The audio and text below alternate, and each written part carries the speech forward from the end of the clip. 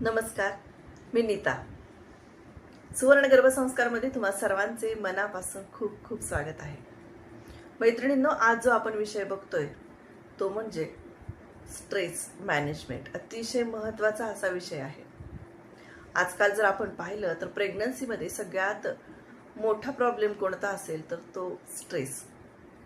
घरातली कामं, बाहेरची कामं, इतर अनेक विचार मनामध्ये असतात आणि त्याचा परिणाम आईवर होतो आणि शिवाय बाळावरही होतो.